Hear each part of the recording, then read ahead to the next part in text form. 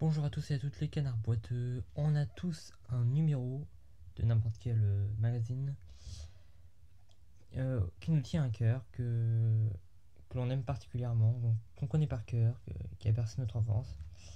Et bien moi c'est le numéro 3000 du journal de Mickey que je vais feuilleter avec vous parce que c'est un numéro vraiment exceptionnel, je trouve un très beau numéro et il m'a marqué et que pour ceux qui ne le connaissent pas, on va le découvrir. Donc il y a cette couverture incroyable avec les petits personnages qui ont été faits par Ulrich Schröder.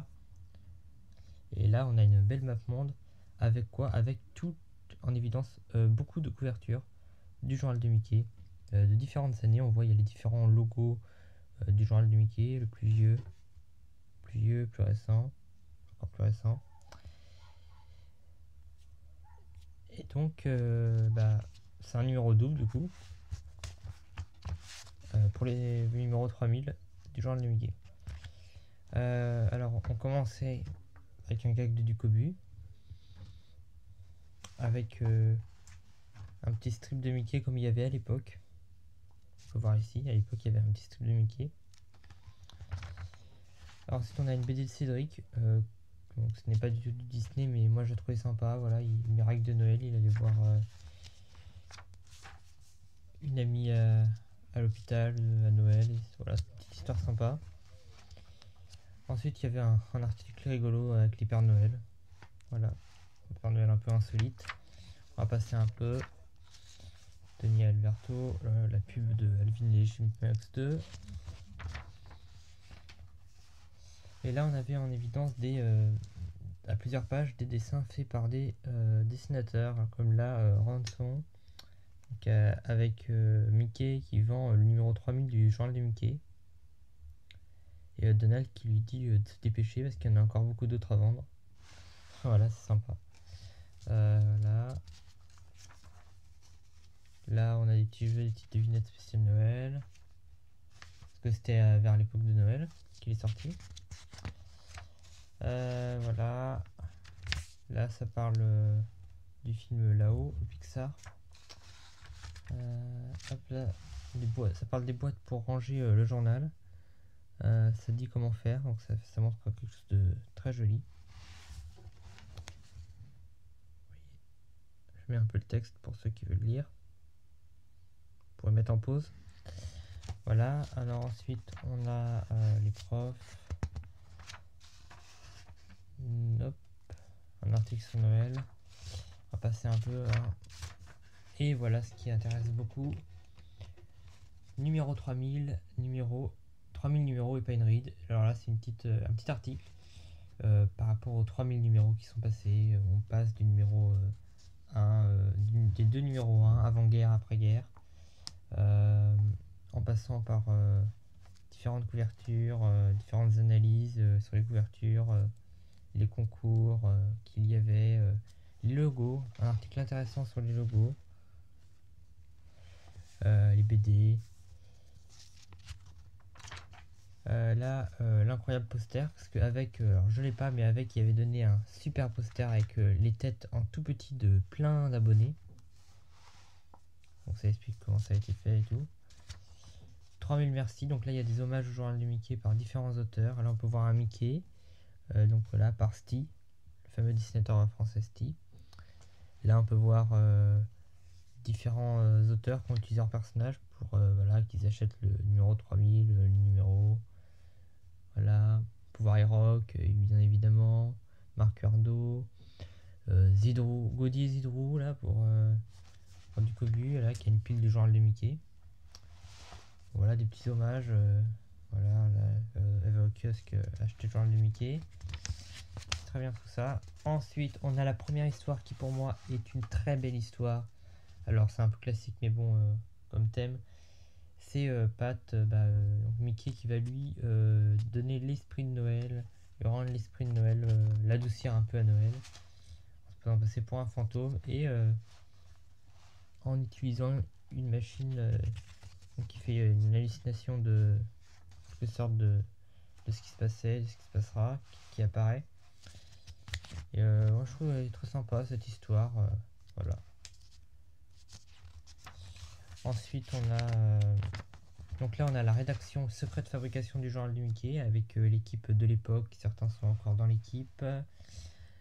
De la rédaction, ça montre comment est fait le journal un par un pour ce numéro 3000, comment ils ont fait, le choix des histoires, la maquette, le dessin de couverture avec les artistes de l'époque principaux.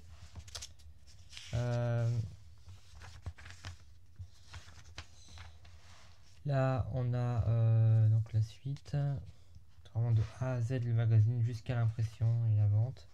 Là, touche pas à mes jouets, on a une super histoire oui, donc William Van Horn, donc qui avec touche pas à mes jouets du coup. Et donc là, Donald il affronte un voleur de jouets.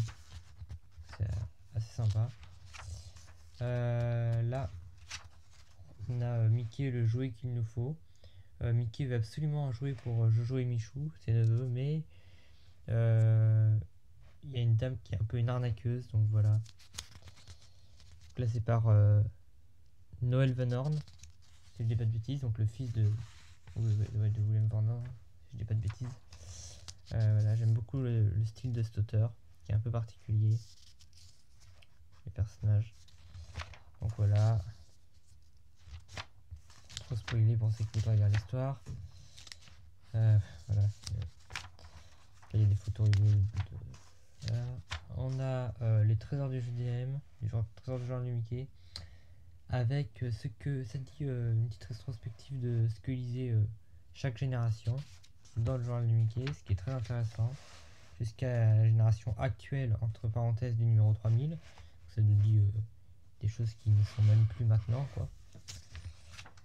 On a la super BD, la 3000e aventure du journal du Mickey, qui, si je ne dis pas de bêtises, a été réutilisée, qu'elle avait déjà été publiée pour le numéro 2000 ou je ne sais pas trop, un truc comme ça. Voilà, avec Claude Marin, Rodolphe et Nawa. Alors, on a donc une histoire où ils voyagent dans le temps, sur l'histoire du journal du Mickey. On voit qu'ils ont réutilisé en fond, ce qui est incroyable, la toute première couverture du journal du Mickey avant-guerre. On voit voilà, qu'il voyage, on voit carrément il va dans des vieilles histoires carrément. Voilà, on voit carrément il déchire les pages. Là, il est dans du Godfrey Hudson, si je dis pas de bêtises. C'est vraiment incroyable comment ils ont fait ça. Ils voyagent carrément dans les histoires. Là, dans les couvertures, dans les jeux, les articles.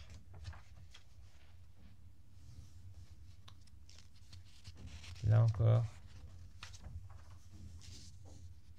Une vieille histoire. C'est assez long, c'est assez bien, je trouve. Et là, dans un article.